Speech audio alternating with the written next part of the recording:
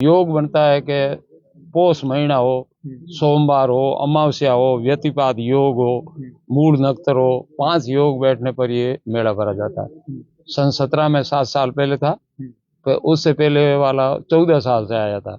अब 3 साल बाद में और मेला लगेगा, क्योंकि मैं वो 100 साल का पंचांग है ना, उसमें मालूम हो जाती है कि सोमवती अमावस कौन सी साल में, पोष महीना में। तो 3 साल बाद और मेला होगा।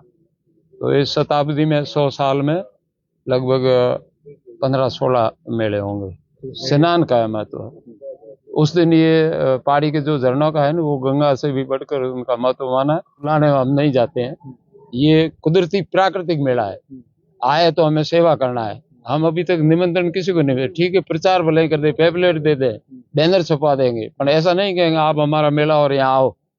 मेले की तारीख हम बता देते। मारवाड़ का सोइया नाम का एक भगत था, तो उस नाम से वो सोइया महादेव मंदिर है, और कपालेश्वर महादेव है। सोइया भी महादेव का मंदिर है, पर सोइया एक भगत था, इसलिए वो उसका नाम आगे जुड़ गया। उसने तपस्या की थी, वरदान दे दिया कि तेरा नाम मेरे हमेशा आगे जुड़ता रहेगा, तो सोइया महादेव कहते हैं। और उनको कहते हैं कपालेश्वर महादेव।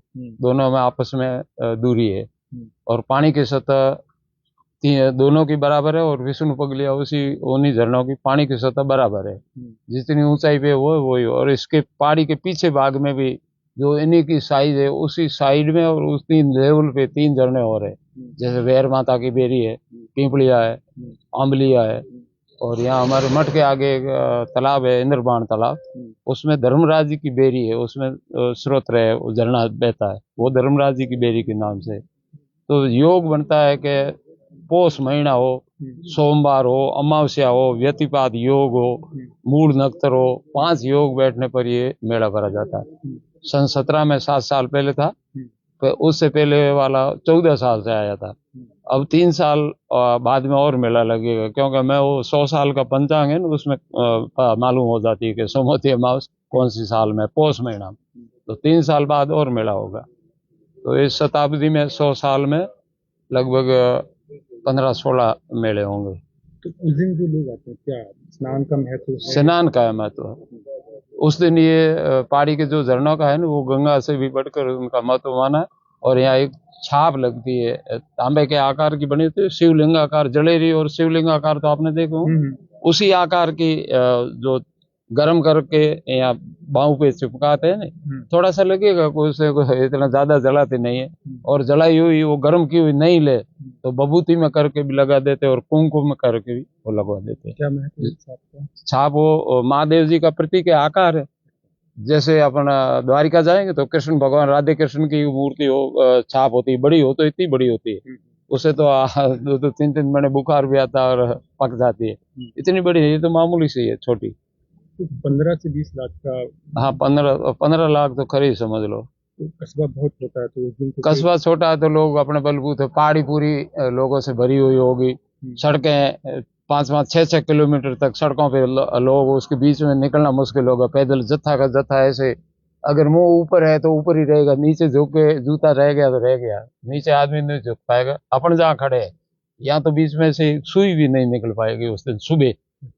अमावस्या के दिन सुबह यहाँ 8 बजे से 2 बजे तक इतनी गिरती रहती, बीच में से निकलना बड़ा मुश्किल हो जाता है। तो ऐसे में उस दिन बहुत ज्यादा भीड़ रहेगा, तो आपका फिर आम जनता से, लोगों से, श्रद्धालु से क्या अपेक्षा है? बस हम उनसे ये अपेक्षा रखते हैं कि जब भगवान के नाम पे आए, श्रद्धा से आए, और भगदड़ ना करे, चोरी ना करे, गाली गलौज ना करे, बहन बेटी की इज्जत के लिए सभी बराबर समझे, अपनी माँ समझे, बेटी समझे, बहन समझे।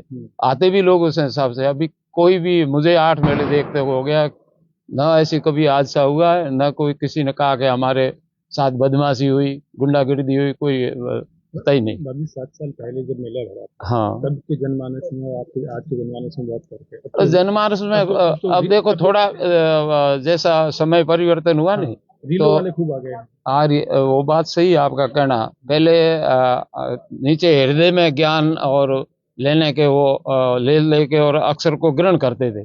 अब सुनते अभी भी है, विश्वास है, आस्था भी है, वही है, कोई कुछ नहीं बदला है।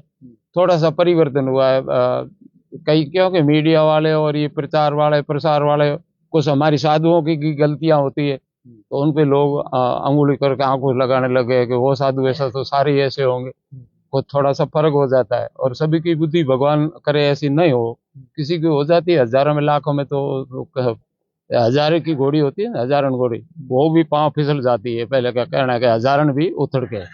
तो गलती कोई एक में होती है, सभी तो गलती करते नहीं है।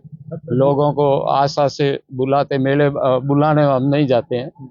ये कुदरती प्राकृतिक मेला है, आए तो हमें सेवा करना है। हम अभी तक निमंत्रण किसी को नहीं दे, ठीक है प्रचार भले ही कर दे, पेपलेट दे दे, बैनर छपवा देंगे, पर ऐसा नहीं कहेंगे आप हमारा मेला और यहाँ आओ।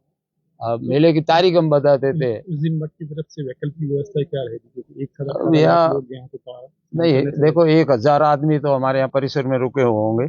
जैसे महाराष्ट्र आ गए, बॉम्बे से है, वो तो महाराष्ट्र में ही है, यूपी से आ गए और एमपी से आ गए, गुजरात से आ गए।